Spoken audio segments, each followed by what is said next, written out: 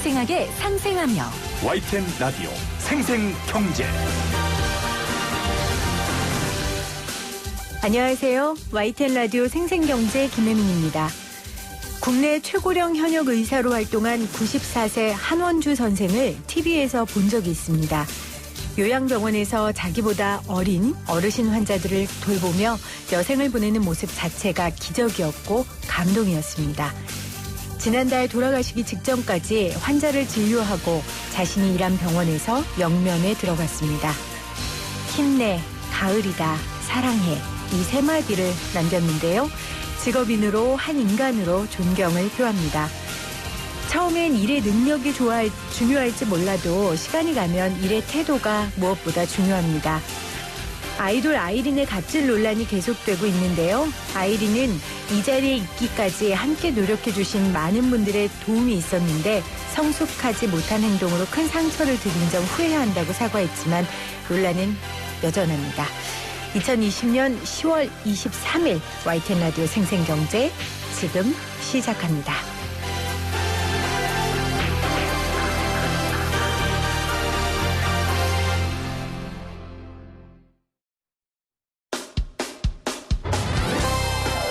가불의 경제학이 아닌 상생의 경제학을 말하는 경제방송 YTN 라디오 생생경제.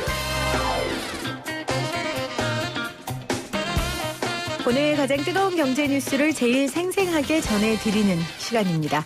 요즘 의류 브랜드들이요. 입던 옷 가져와라 라든지 아니면 더 나아가서 이 옷 절대 사지 마세요. 이런 메시지를 광고할 때가 있습니다. 기업이 환경운동가나 소비자운동가도 아니고 이런 말을 하는 게 순수하게 좀 전 안 보이더라고요. 깨어있는 소비자와 섬유 패션 기업은 지속가능 패션에 투자해야 한다라는 말도 나오던데 이게 가능한 말인지 아니면 이건 역시 하나의 트렌드인가 싶기도 하고요. 마크로밀 엠브레인 윤덕환 이사와 함께 이 이야기 나눠볼게요. 오랜만이에요, 이사님. 네, 반갑습니다. 반갑습니다. 올 때 그냥 안 오시고 트렌드 2021 모니터를 들고 오셨어요.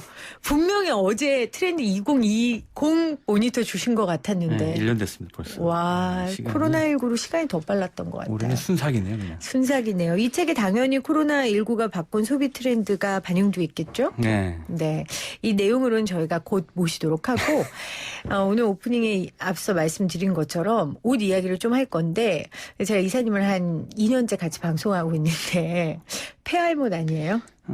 패션을 알지 못하는 사람? 뭘 놓고, 보이는 라디오 보시면 아실 텐데. 아, 그러니까. 맨날 그쵸? 같은 옷인데? 그러니까요. 근데 패션 이야기 괜찮겠어요, 오늘? 저는 모든 걸 다 책으로 공부하기 때문에 괜찮습니다. 네. 알겠습니다. 네. 그러면 패션에 대해서 좀 아는 제가 패션에 대해서 전혀 모르는 우리 이사님께 트렌드로 이걸 분석해 주셨으면 하는 바람으로 좀 인터뷰를 해볼게요. 아까 제가 이야기한 것처럼 리바이스가 지난 7일 미국에서 중고 프로그램 리바이스 세컨핸드를 시작했어요. 도대체 이게 뭡니까? 이게 지난달 7일자로 발표를 한 건데요. 네. 리바이스가. 청바지나 이제 재킷 이런 거 오래된 거 입지 않는 거 가져오면은 쿠폰을 제공한다는 거예요. 무슨 쿠폰이요? 재구매용 쿠폰이라든지 할인 쿠폰이라든지 이런 식의 이제 쿠폰을 제공해서 그 제품은 다시 리뉴얼 해가지고 수선해가지고 다시 판매하겠다는 겁니다. 아, 그러니까 제가 입던 아주 오래된 예를 들면 한 20년 전에 입었던 청자켓을 갖다 주면 그 쿠폰을 줘서 매장 안에서 새 물건을 살 수 있고 리바이스 측은 그거를 리폼해서 다시 판다고요? 다시 만든다는 거죠. 그 명품이나 그런 업계에서는 고가 제품을 파는 업계에서는 일반적으로 하는 그 마케팅이죠. 그렇군요. 네. 근데 이게 아까 말한 것처럼 고가에서는 할 수 있는데 리바이스가 물론 청바지 브랜드로서 고가긴 하지만 이게 대중적인 브랜드인데 그렇죠. 대중적인 브랜드가 이 일을 한다는 건 어떤 시대의 흐름 속에서 탄생한 영업의 변화일까요? 그러니까 이게 이제 리바이스 그 세컨핸드 프로그램 관련돼 가지고 기사를 찾아보면 네. 환경에 이제 기업들이 착한 기업들이 되고 있다. 이런 식의 보도가 많은데 저도 많이 봤어요. 요 기사를 약간 삐딱하게 볼 필요가 있어요. 그게 저도 그때 몇 번 이런 걸로 이사님께 여쭤봤더니 저보고 속지 마라 해주셔서 저도 좀 삐딱하게 봤거든요. 여기 두 가지 정도 중요한 배경이 있는데 청바지야말로 대표적인 반환경 제품입니다. 기본적으로 청바지는 이 그린피스에서 발표한 거에 따르면 한 벌당으로 만들어질 때는 그 탄소를 한 35kg 가까이 30kg 이상 발생시킨다 그래요. 네. 게다가 그 청바지 중에 약간 그 고급스러운 제품들은 물이 많이 빠져 있잖아요. 근데 청바지 한 벌당 한 7,000리터 정도를 쓴다. 와, 물이. 물을. 그러니까 뭐 목화 재배부터까지 다 포함된 물 소비인데 이게 대표적인 그 의류다 보니까 이제 친환경이라는 트렌드에 사실은 기업이 항복한 형태인데 네. 이 리바이스가의 세컨핸드 프로그램에는 두 가지 맥락이 되게 들어가 있다는 거를 이제 아셔야 될 것 같은데 첫 번째는 이 고가 제품의 그 시장의 대중 확대 전략 중에 하나예요. 고가 제품을 대중화하기 위한 대중성을 확대하는 전략 중에 하나다. 근데 이렇게 하면 얘기 드리면 그렇게 생각하실 거예요. 지금 방금 말씀하셨던 것처럼 청바지야말로 대중적인 제품인데 그렇죠. 뭔 대중성 확대야? 사실 노동자들이 입던 옷이었는데. 그렇죠. 1970년대, 60년대는 리바이스가 노동자들에부터 시작된 건데 이게 왜냐하면 리바이스 그 가격표를 보시면 아세요. 그 대표적인 그 브랜드 모델 중에 이제 하나가 엔지니어드 진 501이라는 시리즈인데 요게 그 인터넷에서 찾아보시면 한 29만 9천 원 정도 합니다. 아, 되게 비싸죠. 그러니까 기본적으로 리바이스는 10만 원대 후반에서 맞아요. 40만 원대 가까이 되는 거예요. 그게 2010년도인가? 11년도 그때 이제 국내에 또 유행했던 이론이 하나 있는데 뱅뱅 이론이라고 혹시 들어보셨어요? 뱅뱅은 알아요. 네. 브랜드 뱅뱅은. 사람들이 떠올리는 브랜드는 리바이스가 1등인데 사는 건 실제 매출은 그때 리바이스가 국내 매출이 한 1,000억 원대였거든요. 네. 그 뱅뱅이 2,200억 넘었습니다. 아, 그렇습니까? 근데 이제 뱅뱅이 지금 또 찾아보시면은 2만 원대 내외예요. 맞아요. 10분의 1 가격입니다, 거의. 그러니까 사실 사람들 머릿속에 있는 거랑 리바이스가 그만큼 강렬한 브랜드긴 하죠. 근데 얘네가 원래 있었던 그 노동자들을 위한 그 제품이었는데 그래서 데님이나 소재가 잘 이렇게 해지지도 않고 그 데님을 썼던 이유도 다 거기에 있었거든요. 그렇죠. 얘네가 1971년도에 상장한 다음에 자본주의 시장의 논리대로 계속 가격을 올려야지 매출이 올라가니까 아하. 얘가 가격대가 계속 올라가서 결국은 대중한테 외면을 받고 1985년도에 상장 폐지가 됩니다. 아. 그러다가 작년에 2019년도에 재상장에서 성공을 해요. 아. 그 중간에 뭐가 있었냐면 이게 고가 지금 방금 말씀드렸던 것처럼 리바이스는 기본적으로 굉장히 고가의 청바지인데 네. 이 고가를 유지하려면 명품의 로직을 그대로 따라가야 되는데 명품은 기본적으로 희소성이잖아요. 그렇죠. 희소성이 이게 그 희소한 가치를 유지하려면 대중성을 같이 가져가야 돼요. 무슨 얘기냐면 희소하기만 하면 사람들한테 외면받아요. 그렇죠. 사람들한테 인기 있는 희소성이 돼야 돼요. 아이고, 어렵네요. 그래서 지금 사람들이 관심 있는 환경 이슈를 끼고 가야 된다는 거죠. 전략적으로. 자, 그러면 아까 전에 말씀하신 걸 좀 정리를 하면 지금 리바이스에서 리바이스 세컨핸즈를 만든 이유는 원치 않던 원하던 간에 리바이스가 너무 고가 브랜드의 이미지를 갖게 됐고 실질적으로 고가였고 물건들이. 근데 이제 다시 상장을 하면서 이제 좀 약간 대중화할 필요가 있어서 지금 대중들에게 관심 있는 이 환경 문제를 가지고 온 것이다. 환경 문제에다가 이게 중고 제품 리폼해서 판다는 건 그 자체로 오래돼도 이 제품의 가치를 유지한다는 신호를 주거든요. 아, 그렇죠. 그러면 명품이라는 이미지를 그대로 각인시킬 수가 있어요. 대중들한테. 맞아요. 그러니까 저 같은 경우에는 굉장히 저가 옷을 사거든요. 이 저가 옷은 몇 년 입으면 해져서 버리고 리폼하고 뭐 할 게 없어요. 원형이 변형이 되기 때문에. 그렇죠. 그래서 그만큼 리바이스가 굉장히 고가 상품이고 오래 가지고 가도 된다라는 이미지까지 같이 가져가는 그렇죠. 거다. 근데 지금 말씀하신 것처럼 환경 이게 요즘 ESG라고 하더라고요. 환경사회 지배구조 맞습니까? 네네네. 이게 굉장히 하나의 기업의 이미지 아니 이미지를 넘어서 생존이다라고까지 얘기하는 전문가들도 있어요.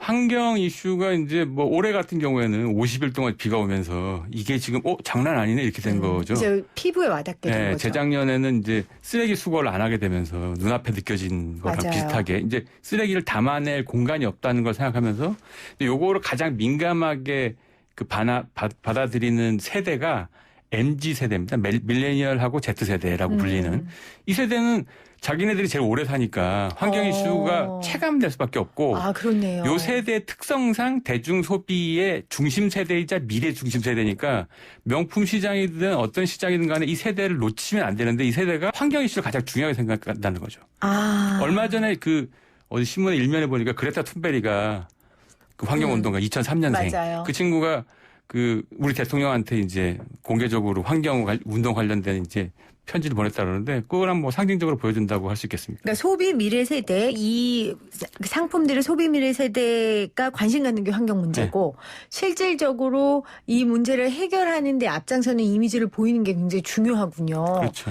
아, 고도의 마케팅 전략이 들어가 있는 거기에 거군요. 또 하나가 더 있는데 두 가지라 말씀드렸는데 네네. 또 하나는 리셀러 시장이라는 게 있어요. 중고. 예. 리셀러 시장은 기본적으로 원래는 자기가 쓰던 거를 사서 이제 파는 시장인데 이게 글로벌하게 거의 43조 원대 시장까지 성장했습니다. 그렇군요. 이게 문제가 뭐냐면 리셀러 시장이 커지면 커질수록 제조사와는 관계없는 시장이에요. 제조사가 통제할 수 없는 시장이 돼요. 아, 그러면 이 의류업체들은 굉장히 안 좋네요. 그렇죠. 그러니까 중고 마켓이 커지는 게 제조사들한테는 좋은 굉장히 소식은 안 좋네요. 아니에요. 기본적으로. 통제권 바깥에 있는 소식이에요. 그러니까 이게 기본적으로 지금은 전문 리셀러가 탄생해가지고 리미티드 에디션을 1인 하나를 살 수 있는 건데 어떻게 하든지 이거를 다양하게 많이 구매해가지고 재판매 단가를 높여가지고 판매하는 시장이 됐는데 이 시장은 제조업체가 통제할 수 없는 시장이 되다 보니까 이 시장 안에 들어가려고 하는 거예요. 자기들이 통제할 수 있게끔 만들고 싶은 거구나. 리폼해가지고 다시 판다는 거는 그 시장 네. 안에서 통제권을 유지하려고 하는 거고 최근에 현대자동차가 중고차 중고. 시장에 들어가려는 것도 그런 니즈도 깔려 있는 거라고 보시면 됩니다. 와, 지금 제가 머릿속에 막 떠다니던 블럭들이 탁탁 맞춰진 느낌이에요. 지금 분석을 해주시는 거 보니까 실제 요즘에 중고거래 사이트 당근마켓이 진짜 뜨고 있잖아요. 그렇죠. 그러니까 이 당근마켓은 일반 제조업체에서 껴들 수도 없고 컨트롤할 수 바깥에 있는 없으니까 시장이에요. 아, 그럴 바에는 우리가 이 중고시장을 만들어 보겠다. 이런 전략이라는 말씀이시네요. 저희가 리바이스 이야기 했는데 또 대표적인 이 친환경 기업이라고 소개되는 데가 파타고니아예요. 이 재킷을 사지 마라. 돈바이디스 재킷. 그러니까요. 이 재킷을 사면은 아무리 오래 입다고 버려도 3분의 1는 쓰레기로 남는다라고 본인들이 강조를 했고요. 본인들이 뭐라고 했냐면 자켓 한 벌에 들어가는 목화 생산에 135리터의 물이 소비된다. 재킷의 60%는 재활용 소재를 이용했지만 이 과정에서 약 9kg의 탄소가 배출됐다라는 메시지도 내놨어요. 근데 저는 이게 왜 이렇게 막 간질간질하죠? 그러니까 이게 지금 잘 보시면은 그 이번 추나드라고 하는 그 파타고니아 창립자는 그러니까 파타고니아의 사례랑 리바이스 사례는 완벽하게 다른 사례예요. 아, 다르구나. 비슷하게 보여지고 있지만 네. 다른 사례인데 어떻게요? 이번 추나드는 자기가 사회운동가로 시작했어요. 원래부터. 처음부터. 이 사람은 원래 산악인이었는데 산에 다니다 보니까 산에 사람들이 너무 많이 쓰레기를 버리니까 이걸 치우면서 이것을 지속 가능하게 하려면 사회적 기업 형태로. 그래서 파타고니아 처음 출발도 사회적 기업입니다. 아하. 처음 나왔을 때도 이 구호를 그대로 썼어요. 아, 출발이 이 자켓 사지 마라. 다르네요. 출발이 다르죠, 아예. 네. 근데 원래는 이 자켓이 이슈가 굉장히 마케팅 바깥에 있다는 이슈다 보니까 정치인들이 좋아하는 이슈였어요. 미국에서는 공화당이나 민주당 다 어디도 속하지 않게 다 좋아했습니다. 굉장히 진보적인 이슈고 이번 추나드라고 하는 지금도 돈을 많이 버는 걸 좀 부끄러워하는 사람이에요. 그러니까 이분이 매출 10억 달러를 돌파했을 때 이 이본 추나드라는 분이 쥐구멍이라도 들어가고 싶다. 이게 많이 팔린다는 게 과연 좋은 일일까 이렇게 생각하는 거죠. 파타고니아는 1등이 아니라 지구를 되살리는 게 목표구나 했는데 그 얘기를 들으니까 조금 덜 간지럽긴 하지만 저는 그래도 간지러워요. 이 말이. 그렇죠. 제가 꼬인 겁니까? 비싼 거니까 그렇죠. 아니 그러니까 이게 23만 원 네, 정도 맞아요. 하더라고요. 근데 이걸 만드는데 이게 왜 환경 제품이에요? 그럼 만들 때 뭔가 환경적으로 만드는 재료나 거예요? 이런 것들을 최대한 친환경적인 걸 쓴다고 알려져 있고 기본적으로 수선이나 이런 것들이 시스템 안에 포함되어 있습니다. 처음 출발할 때부터. 그래서 사실 리바이스가 따라한 거예요. 그러니까 여기에 반응이 있다는 거는 대중적 흐름이 이제 바뀌었다는 거고 그거를 그 몇 군데 고가 상품군들이 자기네 상품들의 브랜드력을 높이기 위해서 이제 약간 모방하는 전략이라고 볼 수 있겠죠. 그렇군요. 우리도 이효리 씨가 이 옷을 입어서 굉장히 사람들의 관심을 받았는데, 그러니까 파타고니아는 공정무역 친환경 소재로 유명하고 염색할 때 독성 물질을 쓰는 일 같은 걸 안 하는 거죠. 자, 스파 브랜드들도 이런 친환경 마케팅을 좀 따라하는 것 같아요. 네. 저도 뭐 우리 H&M이나 자라 여자들이 많이 입는 그 브랜드들 보면 자라도 홈페이지 들어가 보면 좀 친환경적인 옷은 따로 카테고리가 있더라고요.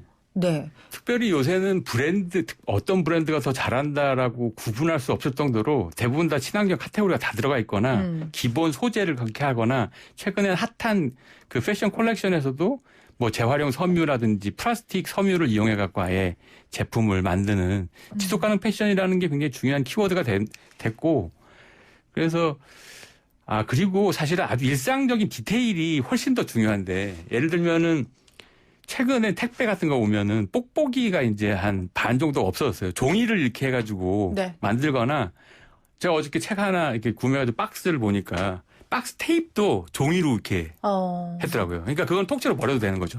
보통 이제 박스를 처리할 때 맞아요. 테이프를 다 분리해서 떼고 하죠. 해야 되는데 그걸 안 하는 사람도 많거든요. 근데 그걸 안 해도 되게 종이 테이프예요, 다. 테이프까지 종이로 돼 있는 거 보면 이제 굉장히 일상적으로 디테일이 바뀌고 있는 거죠. 쿠팡도 네. 지금 그 로켓 배송 같은 거 식품 택하면 아이스박스로 이렇게 와요. 그래서 놔두면 수거해가고. 그래요? 그러니까 저도 시킬 때마다 되게 죄책감이 들었거든요.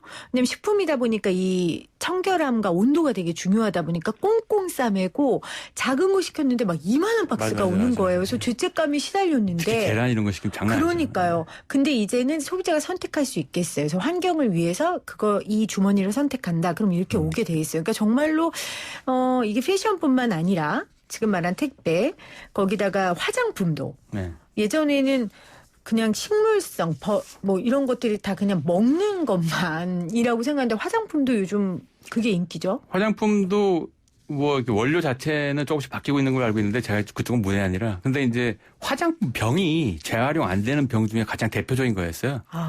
이게 보통 음료병은 잘 세척을 하면 재활용되는 율도 꽤 높은데 네. 기본적으로 화장품 병은 재활용되기 되게 힘듭니다. 기본적으로. 그렇군요. 병의 구조도 그렇고 이게 디자인이 트렌드를 따라가기 때문에 그런데 화장품 병 자체를 건축 자료로 쓰는 경향이 훨씬 더 높아지고 있어요. 이걸 갈아갖고 이제 단열재로 쓴다거나 이렇게 재활용하는 비율도 굉장히 높아지고 있다고 합니다.